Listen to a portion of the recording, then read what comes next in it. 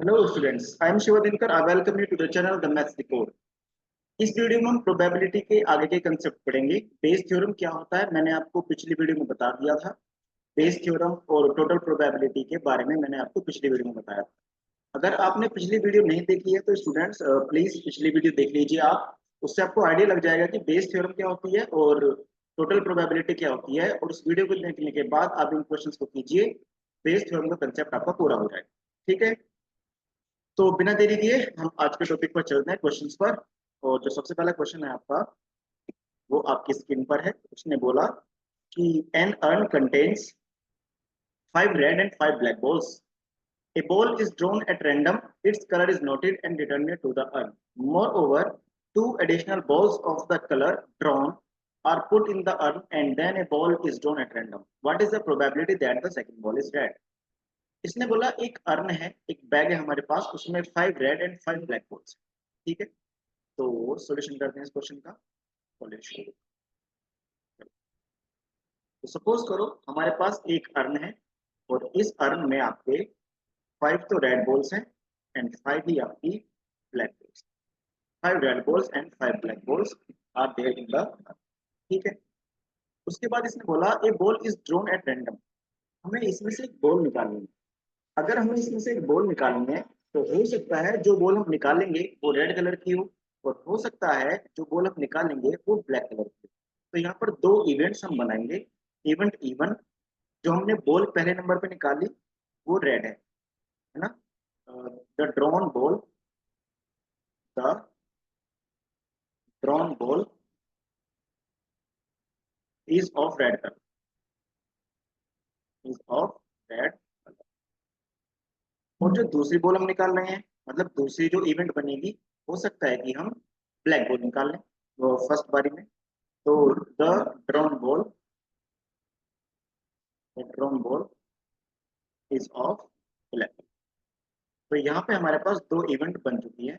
या तो हो सकता है कि हम रेड बॉल निकाल पाए, या हो सकता है कि हम ब्लैक बॉल निकाल पाए। ठीक है, अब इसने क्वेश्चन में आगे बोला है कि अगर हमने रेड बॉल निकाली है देन उसमें हम दो रेड बॉल डाल देंगे बैग के अंदर, अर्न के अंदर। और अगर हमने ब्लैक बॉल निकाली है तो दो ब्लैक बॉल हम अर्न के अंदर डाल देंगे। और उसके बाद एक बॉल निकालेंगे और वो बॉल कैसी होनी चाहिए, रेड। ये हमें बताना है। ठीक है, तो हम यहाँ पे एक इवेंट और बनाते हैं, probability of drawing red ball. Probability, sorry, drawing red ball. यहाँ पे प्रोबेबिलिटी मतलब इवेंट बना रहे हैं ना, इवेंट लिखते हैं यहाँ पे ड्रॉइंग ए रेड बॉल। जब इवेंट इवन कंप्लीट हो जाएगी, इवेंट ए टू कंप्लीट हो जाएगी, उसके बाद हमें एक रेड बॉल निकालना है। ठीक है, drawing of A red ball. अब चलो, अब हमें रेड बॉल निकालनी है। हो सकता है रेड बॉल निकालने से पहले जो हमने बॉल निकाली थी वो रेड कलर की हुई, और हो सकता है वो ब्लैक कलर की हुई। तो पहले हम मानते हैं कि इवेंट इवन कंप्लीट हो चुकी है, मतलब पहली बारी में हमने जो बॉल निकाली है वो रेड कलर की आ गई है। अब हमने क्या किया है, उसमें दो रेड बॉल एक्स्ट्रा डाल दिए। अब इसके अंदर पहले तो 5 रेड बॉल्स थी एंड 5 ब्लैक बॉल्स थी, और हमने पहली बारी में मान लेते हैं रेड बॉल निकाली, तो उसमें दो एक्स्ट्रा रेड बॉल डाल देंगे। जब दो एक्स्ट्रा रेड बॉल डालेंगे तो बैग के अंदर 7 रेड बॉल्स हो जाएंगी और 5 ब्लैक बॉल्स हो जाएंगी। तो प्रोबेबिलिटी हमें निकालनी है of drawing red balls given that E one has occur, ना, probability of drawing red ball given that E one has occur. तो अगर हमने रेड बॉल निकाली फर्स्ट बार में, फिर हमने दो रेड बॉल उसमें डाल दिए। अब जब हमने इसमें दो रेड बॉल डाल दी है तो बैग के अंदर 7 रेड बॉल हो चुकी है। और टोटल रेड बॉल कितनी है, टोटल बॉल्स है आपके पास 12। तो जब इवेंट इवन कंप्लीट हो जाएगी उसके बाद अगर आप रेड बॉल निकालोगे तो ये प्रोबेबिलिटी है कि बॉल रेड आएगी। और अगर इवेंट ए टू कंप्लीट हो जाए, मतलब आपने पहली बारी में जो बॉल निकाली है वो ब्लैक आ गई है, अब आप क्या करोगे, उसमें दो ब्लैक बॉल एक्स्ट्रा डाल दोगे, तो उसके अंदर 7 ब्लैक बॉल्स बन जाएंगी और 5 रेड बॉल्स बन जाएंगी। अब आपको फिर से रेड बॉल निकालनी है। Probability of drawing red balls given that T two has occurred, मतलब पहली बारी में ब्लैक बॉल आ चुकी है, दो बॉल ब्लैक आप अंदर डाल चुके हो, तो यानी कि टोटल बॉल हो चुकी है 12, लेकिन बॉल तो हमें रेड ही निकालनी है अल्टीमेटली। तो इसकी प्रोबेबिलिटी हो जाएगी 5/12। अब हमें निकालनी है टोटल प्रोबेबिलिटी। क्या निकालनी है? रेड बॉल आने की टोटल प्रोबेबिलिटी। टोटल प्रोबेबिलिटी का फॉर्मूला मैंने आपको पिछली वीडियो में बताया था, आप जाके चेक कर सकते हैं, नहीं तो अगर आपको बताया तो आप आगे बढ़ सकते हैं। टोटल प्रोबेबिलिटी का फॉर्मूला है probability of E1 into probability of A by E1। अगर आपको स्लो लग रहा है वीडियो तो इसकी स्पीड तेज कर सकते हैं, and plus probability of E2 into probability of A by. तो इस टाइप से आप रेड बॉल निकालने की टोटल प्रोबेबिलिटी देख सकते हैं। ठीक है, तो चलिए सभी वैल्यूज तो आपके पास है। E1 की प्रोबेबिलिटी, अच्छा यहाँ हमने E1 की प्रोबेबिलिटी नहीं लिखी है तो लिख लेते हैं। चलो, प्रोबेबिलिटी ऑफ E1 मतलब रेड बॉल निकालने की प्रोबेबिलिटी। रेड बॉल इसमें कितनी है? 5 और टोटल बॉल है इसमें 10, तो रेड बॉल निकालने की प्रोबेबिलिटी आएगी 1/2। सिमिलरली इवेंट E2 की प्रोबेबिलिटी निकालते हैं। इवेंट E2 की प्रोबेबिलिटी मतलब ब्लैक बॉल निकालने की प्रोबेबिलिटी। टोटल बॉल्स हैं 10, ब्लैक बॉल्स है 5, तो 1/2 आ जाएगी E2 की प्रोबेबिलिटी। अब यहाँ पे वैल्यूज पुट कर दीजिए।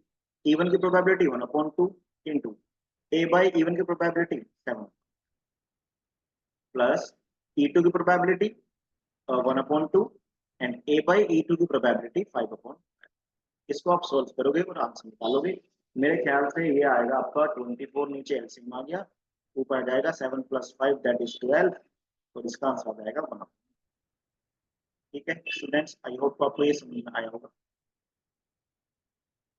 ठीक है, आगे बढ़ते हैं। ये क्वेश्चन तो पूरा हुआ अपना, आगे बढ़ते हैं। इसने बोला सेकंड क्वेश्चन में ए bag contains 4 red and 4 black balls, another bag contains 2 red and 6 black balls. इस बार हमारे पास दो बैग है। ठीक है, मान लेते हो गया अपने पास bag 1, this is bag 1, and एक मान लेते हैं हम अपने पास bag second, let this is bag second. Bag 1 में उसने बोला 4 तो रेड बॉल्स हैं एंड 4 ब्लैक बॉल्स हैं, और बैग सेकंड में उसने बोला है कि 2 रेड बॉल्स हैं एंड 6 ब्लैक।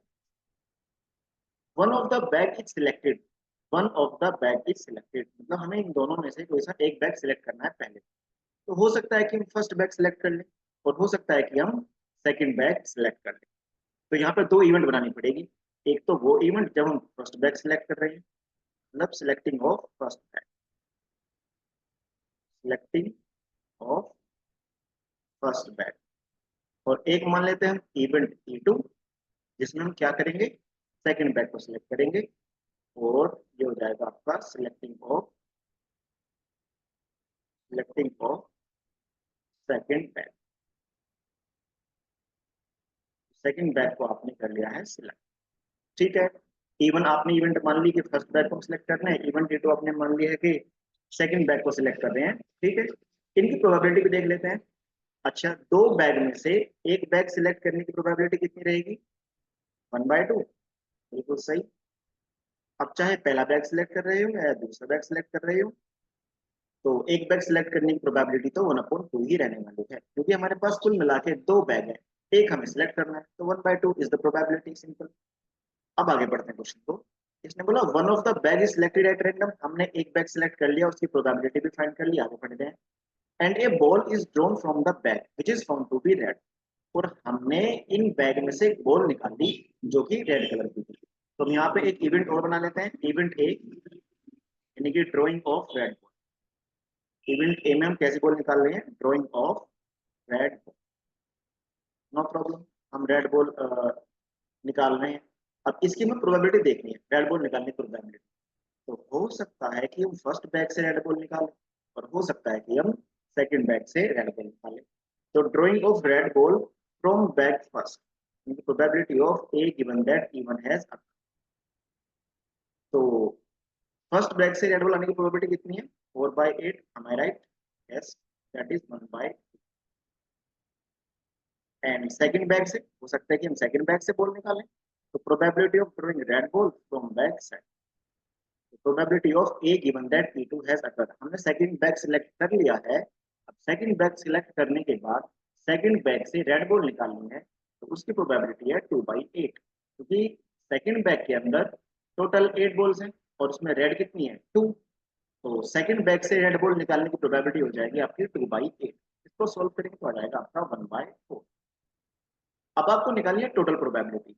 टोटल प्रोबेबिलिटी का फॉर्मूला आप जानते हैं, अभी मैंने आपको बताया था, probability of E1 into probability of A by E1 plus probability of E2 into probability of A by E.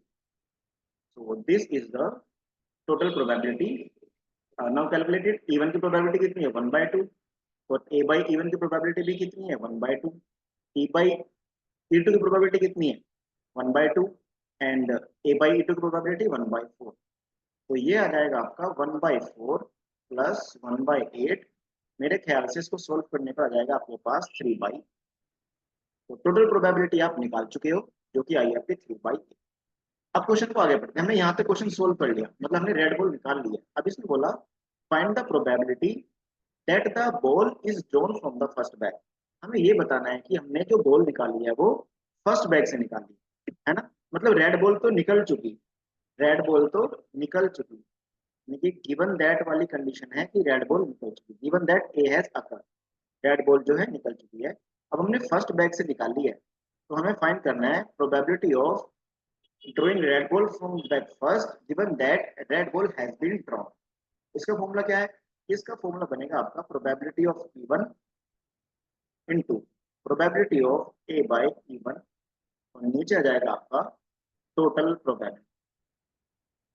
ठीक है, ये मैंने आपको पिछली वीडियो में पूरा समझाया है. E1 की प्रोबेबिलिटी कितनी है 1/2 इनटू A बाय E1 की प्रोबेबिलिटी कितनी है 1/2 और अपॉन में आ जाएगा 3/8. 3/8. तो ये आ जाएगा आपको सोल्व करने के बाद 2 2 4 2 8, यानी कि सोल्व करने के बाद आपका आंसर आ जाएगा 2/8. तो आई होप कि आपको ये क्वेश्चन समझ में आया. स्टूडेंट्स आगे बढ़ते हैं अपने क्वेश्चन नंबर 3 पर. क्वेश्चन नंबर 3 में इसने बोला one of the student in a college it is known that of the student in a college. अच्छा, कॉलेज के स्टूडेंट्स की बात हो रही है और हम ये जानते हैं कि 60% reside in hostel and 40% are day schoolers. तो यहाँ से भी हम दो इवेंट बना सकते हैं. एक इवेंट वो जिसमें कि हम हॉस्टल वाले स्टूडेंट्स को कंसिडर करेंगे और एक इवेंट वो जिसमें हम डे स्कूलर्स वाले विद्यार्थियों को कंसिडर करेंगे. तो यहाँ से मैं सीधा इवेंट E1 और इवेंट E2 की प्रोबेबिलिटी लिख देता हूँ. तो इवेंट E1 की प्रोबेबिलिटी अब हम यहाँ पर लिख सकते हैं ना. E1 में वे स्टूडेंट्स हैं. E1 consist those students which reside in hostel and E2 has those students which are day school. E1 की प्रोबेबिलिटी कितनी बनेगी? दैट इज 60%, मतलब 60/100. एंड इवेंट E2 की प्रोबेबिलिटी कितनी बनेगी? इवेंट E2 में 40% स्टूडेंट्स हैं तो यहाँ पर जाएगा सीधा सीधा 40/. ठीक है, इतने में तो कोई दिक्कत नहीं है आपको. सोल्यूशन कर रहे हैं. इसके बाद इसने बोला previous year results report that 30% of the students who reside in hostel attain A grade and 20% of the day scholars attain A grade in their annual exam. मतलब जो हॉस्टल में रहते हैं उनमें से 30% का ए ग्रेड आया और जो डे स्कूलर्स हैं उनमें से 20% स्टूडेंट्स का ए ग्रेड आया. और उसमें आगे बोला at the end of the year one student is chosen randomly from the college and he has a grade. तो मतलब हमारे पास एक और इवेंट है ए जिसमें कि स्टूडेंट कैसे हैं? ए ग्रेड वाले students having A grade. Students having A grade. तो ये स्टूडेंट इसके अंदर आ जाए. Students having A grade. चलो अब निकालते हैं कि we are considering students having A grade given that he is a hosteller. हम पता करना चाह रहे हैं कि हॉस्टल में से कितने बंदे हैं जो ए ग्रेड ला रहे हैं और क्वेश्चन में क्लियरली बोला उसमें 30% बंदे हैं. तो प्रोबेबिलिटी कितनी जाएगी 30/100. और डे स्कूलर वाले कितने बंदे हैं जो कि ए ग्रेड ला रहे हैं. मतलब probability of having A grade given that we are considering the student which is day scholar. तो प्रोबेबिलिटी ऑफ A/2 क्या हो जाएगा आपका 20%. तो 20/100. अब आपको निकालनी है टोटल प्रोबेबिलिटी, यानी कि प्रोबेबिलिटी ऑफ इवेंट ए, यानी कि ए ग्रेड वाले टोटल कितने स्टूडेंट्स हैं. तो फॉर्मूला क्या बनेगा इसका? Probability of E1 into probability of A by E1 and plus probability of E2 into probability of A by E2. अब यहाँ पर वैल्यूज पुट कीजिए. E1 की प्रोबेबिलिटी कितनी है आपकी 60/100. Yes. Into A by E1 की प्रोबेबिलिटी कितनी है 30/100 प्लस E2 की प्रोबेबिलिटी कितनी है आपके पास 40/100 एंड A/E2 की प्रोबेबिलिटी कितनी है आपके पास 20/100। इसको सोल्व कीजिए और टोटल प्रोबेबिलिटी निकालिए। तो हो जाएगा 1800 प्लस 800 अपॉन में कितना जाएगा आपका 100 × 100, यानी कि टोटल प्रोबेबिलिटी आ जानी है आपके पास probability that is total probability 2600 upon 100 × तो आपने यहाँ तक क्वेश्चन को सोल्व कर लिया, मतलब आपने ये पता कर लिया कि ए ग्रेड वाले टोटल स्टूडेंट्स की प्रोबेबिलिटी क्या है, ए ग्रेड लाने वाले टोटल स्टूडेंट्स की प्रोबेबिलिटी। अब इसने बोला what is the probability that the student is a hosteller. अब ए ग्रेड तो आ गया, ए ग्रेड वाले तो सारे स्टूडेंट्स आ गए। अब हमने जो स्टूडेंट एक सिलेक्ट किया है वो एक स्टूडेंट हॉस्टल का है, इस बात की क्या प्रोबेबिलिटी, यानी कि हमें बताना है कि probability of the students being a hosteller, इनके इवन में हमारे हॉस्टल वाले तो हैं, तो probability of a student being hosteller given that he has attend A grade. अब इसका फॉर्मूला क्या बनेगा, आपने पीछे भी समझा था, probability of E1 into probability of A by E1 अपन में आ जाएगा नीचे total probability.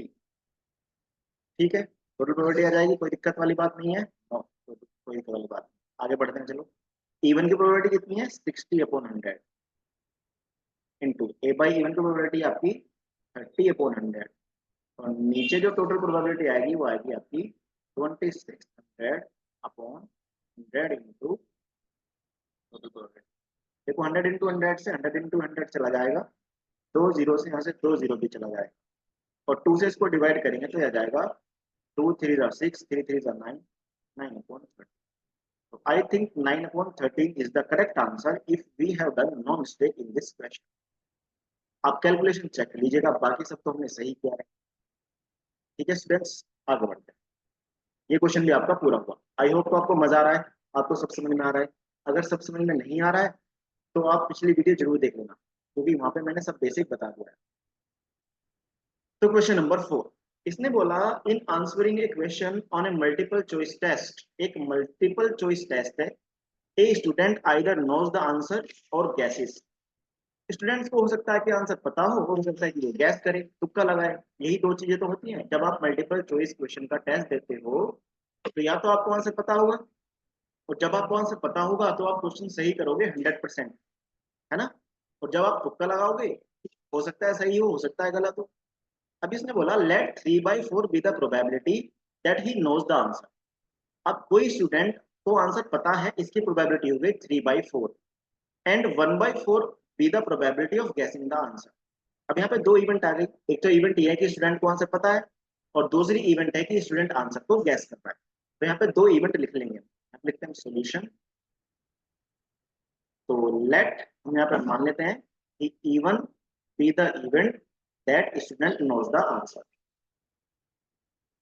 Student knows the answer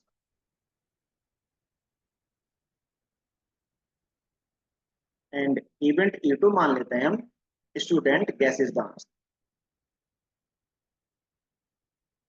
student guessing the।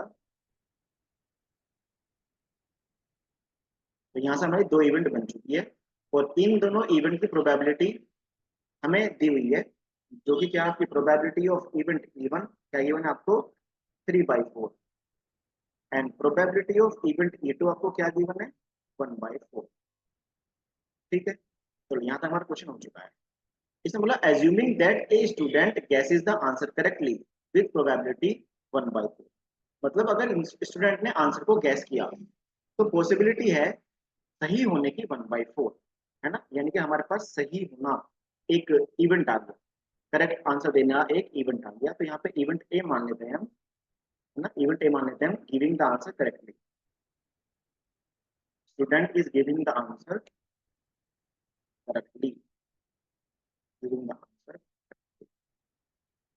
तो स्टूडेंट करेक्ट आंसर कर रहा है, इस बात की प्रोबेबिलिटी हमें निकालनी है, टोटल प्रोबेबिलिटी। तो अब देखो यहाँ से probability of giving the answer correctly by the student given that he knows the answer. अगर किसी स्टूडेंट को आंसर पता है और हम ये पता करना चाह रहे हैं कि क्या प्रोबेबिलिटी है कि वो आंसर सही करेगा, और उसको आंसर पता है, तो बताओ कितनी प्रोबेबिलिटी होनी चाहिए। हमें आंसर पता है तो क्या हम गलत कर सकते हैं? अगर हमें आंसर पता है फिर तो हम गलत कर ही नहीं सकते किसी भी क्वेश्चन को। तो इसका मतलब अगर हमें आंसर पता है और हमें ये पता करना है कि हम आंसर सही देंगे या नहीं देंगे, उस बात की प्रोबेबिलिटी है 1। आंसर पता होने पर सही आंसर देने की प्रोबेबिलिटी हो जाएगी 1। ठीक है। अब उसने बोला कि probability of giving the answer correctly given that he guesses the answer. अब एक स्टूडेंट आंसर गैस कर रहा है, तो अब हमें पता होना चाहिए ना कि सही होने की प्रोबेबिलिटी क्या है। और उसने क्वेश्चन में दिया है कि 1/4 is the probability of the answer being correct given that he is गेसिंग द आंसर। मतलब अगर वो आंसर गैस कर रहा है तो 1/4 इज द प्रोबेबिलिटी कि वो सही होगा। तो probability of be the answer correct that he knows the he guesses the answer is 1/4। अब आपको निकालनी है टोटल प्रोबेबिलिटी। मतलब उसने बिल्कुल सही आंसर दिया है, इस बात की क्या प्रोबेबिलिटी है। टोटल प्रोबेबिलिटी का फॉर्मूला क्या होता है आपका? प्रोबेबिलिटी ऑफ इवन, देखो मैं बार बार फॉर्मूला लिख रहा हूँ तो आपको फॉर्मूला याद होना चाहिए। And probability of A by E one plus probability of E two into probability of A by E. ठीक है। चलो अब कैलकुलेशन करते हैं यहाँ पे। जगह कम बच गई इस बार, तो कोई बात नहीं। तो इवन की प्रोबेबिलिटी कितनी है? इवन की probability 3/4 and A by even की प्रोबेबिलिटी कितनी है? 1 प्लस E2 की probability is 1/4 and again the probability of A by E two is 1/4। तो इसको हम लिख सकते हैं एलसीएम लेकर कितना, 1/16 और यहाँ पर जाएगा 4/16। तो इसे लिख सकते हैं 7/16, सॉरी गड़बड़ हो गया, 12/16, 12/16 प्लस 1/16। सोल्व करेंगे तो आ जाएगा आपके पास 13/16। ठीक है। अब हमने क्या किया ना, हमने करेक्ट, अच्छा हमें करेक्ट आंसर वाले निकाल लिया कि करेक्ट आंसर देने की क्या प्रोबेबिलिटी है। अब उसने बोला the student knows the answer given that he knows he answer correct. अच्छा मतलब हमें ये बताना है कि स्टूडेंट ने आंसर करेक्टली दे दिया, स्टूडेंट ने जो आंसर दिया है वो करेक्ट दिया है। अब इस बात की क्या प्रोबेबिलिटी है कि उसने उसको आंसर पता था। अब आंसर पता था वाली कंडीशन कौन सी है? इवन वाली कंडीशन, पता है वाली कंडीशन है। तो हमें निकालना है probability of that he knows the answer given that he has answered correctly। तो प्रोबेबिलिटी ऑफ इवन बाई ए निकालना है आपको। इसका फॉर्मूला क्या बनेगा? Probability of E one into probability of A by even, और नीचे क्या जाएगा? टोटल प्रोबेबिलिटी आ जाएगी नीचे। तो आपको इसको सॉल्व कर सकते हो। इवन की प्रोबेबिलिटी कितनी है? 3/4 इंटू 1 अपॉन में क्या जाएगा? 13/16। इसको डिवाइड कर लो, ये कटेगा 4 टाइम्स, 4 की मल्टीप्लाई ऊपर करेंगे तो जाएगा 12/30। इस क्वेश्चन का आंसर हो जाएगा आपका 12/30। ठीक है स्टूडेंट्स, तो आई होप कि ये क्वेश्चन भी आपको समझ में आया। ठीक है आगे बढ़ते हैं। ठीक है, तो इसने बोला a laboratory blood test is 99% effective in detecting a disease when it is infect present। अगर किसी व्यक्ति को बीमारी है और उसका हम ब्लड टेस्ट करेंगे तो 99% उसको वो बीमारी बताई जाएगी। 1% हो सकता है कि उसको वो बीमारी ना बताए। However, the test shows false positive result for 0.5% of the healthy person tested।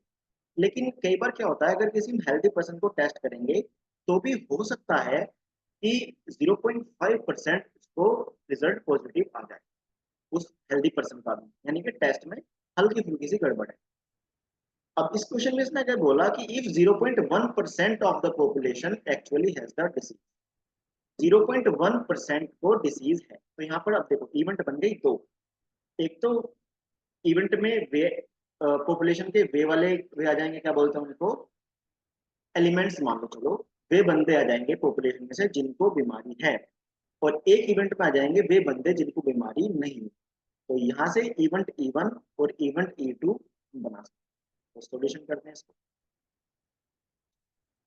तो सॉल्यूशन करते हैं इवेंट E1 में वे पॉपुलेशन में, मतलब वे बंदे हैं जिनको बीमारी है, जिनको डिसीज है, मतलब person having disease. Event even के अंदर कैसे पर्सन है?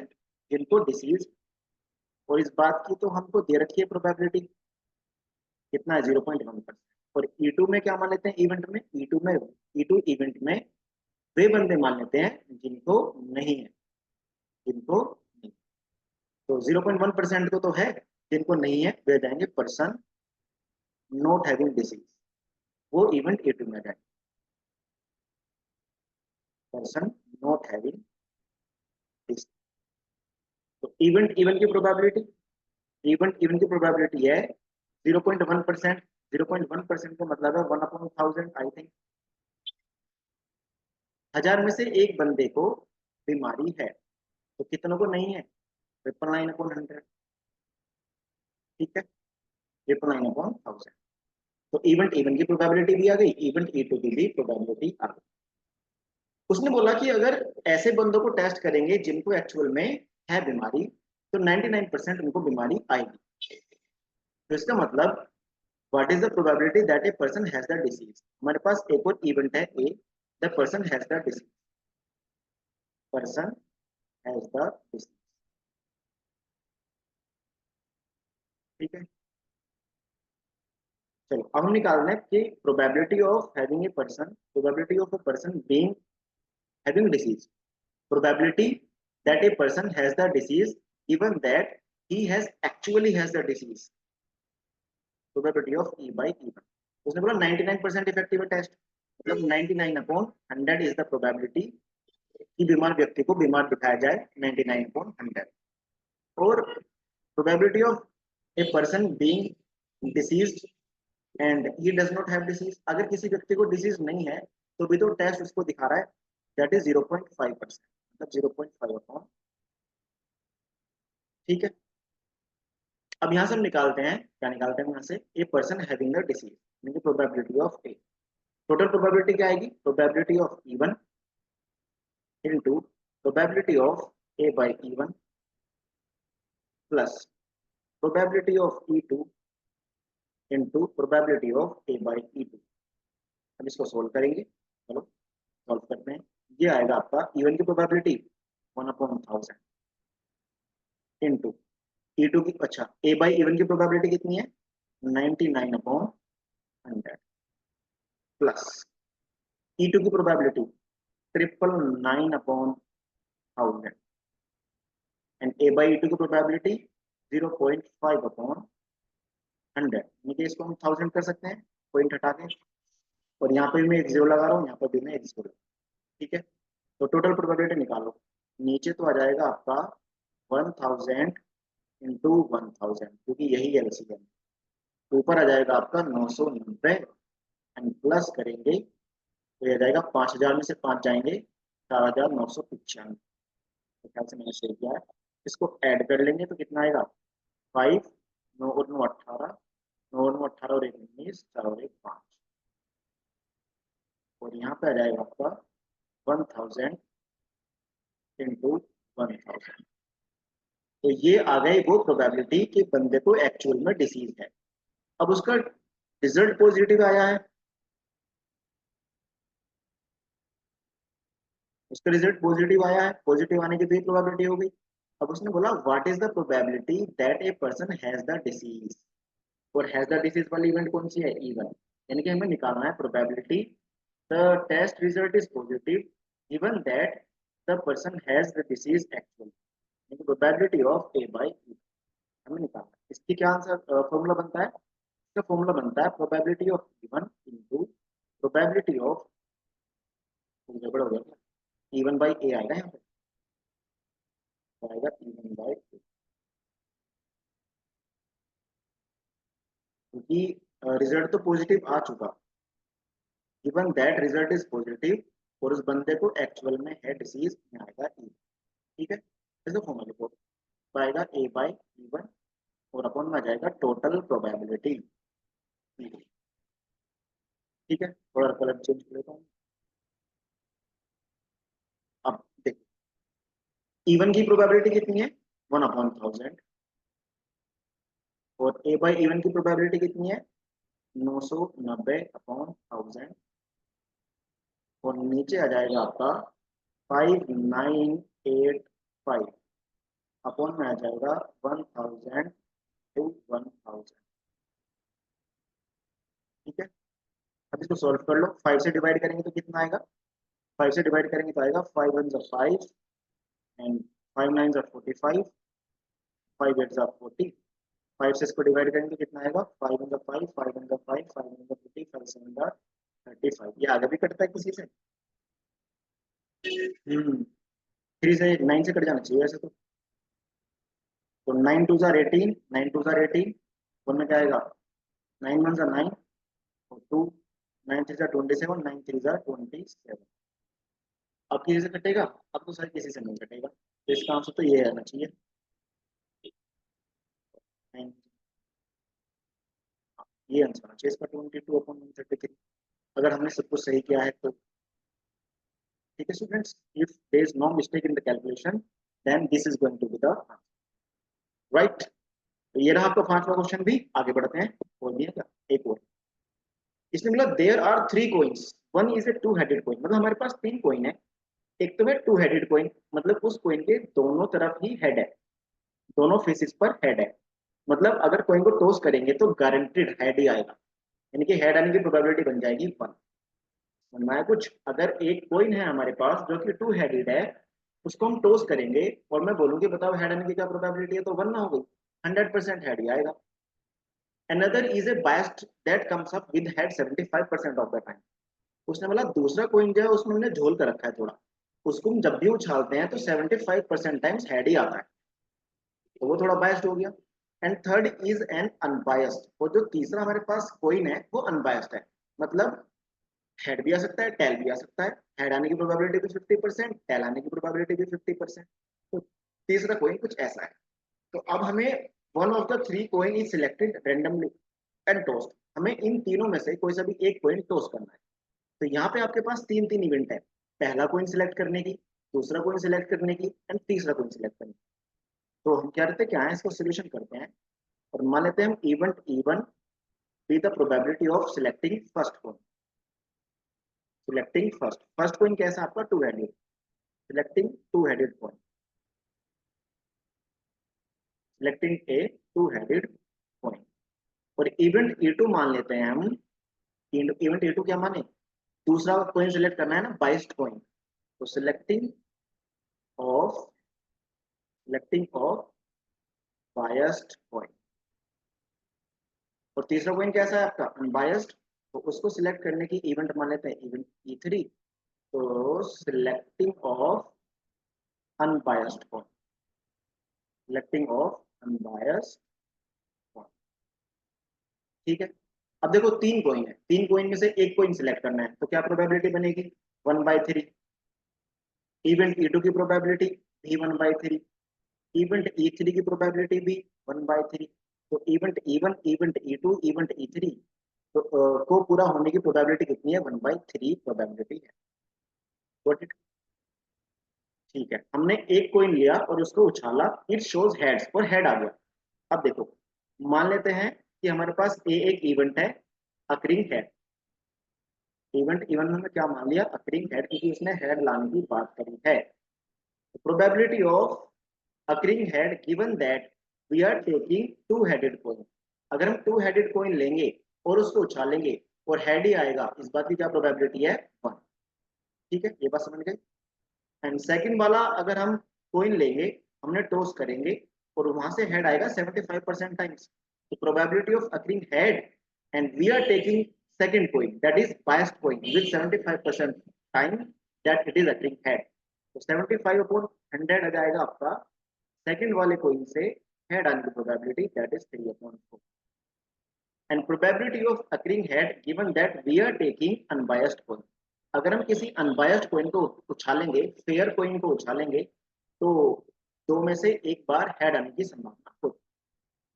अब इसने बोला कि हेड तो आ गया, हेड आ गया मतलब टोटल प्रोबेबिलिटी निकालो, प्रोबेबिलिटी ऑफ अकरिंग हेड, कुल मिला के हेड तो आ चुका है, इस चीज की प्रोबेबिलिटी निकालो, हेड आने की प्रोबेबिलिटी। तो इसका फॉर्मूला लिखो पहले तो टोटल प्रोबेबिलिटी का, probability of E1 into probability of A/E1 plus probability of E2 into probability of A/E2 plus probability of E3 into probability of A by E3। हमारी वैल्यूज तो अपने पास, अच्छा यहाँ पर पास तीन इवेंट थी ना अलग अलग, तो तीनों को ऐड करना पड़ेगा। तो 1/3 into 1 plus 1/3 into 3/4 plus 1/3 into 1/2। तो सभी में नीचे 12 बना देता हूँ मैं, तो जाएगा 4/12, यह जाएगा आपका 3/12 और यह जाएगा आपका 2/12। कुल मिला के सोल्व करेंगे तो यह जाएगा आपका 9/12। आगे बढ़ते हैं।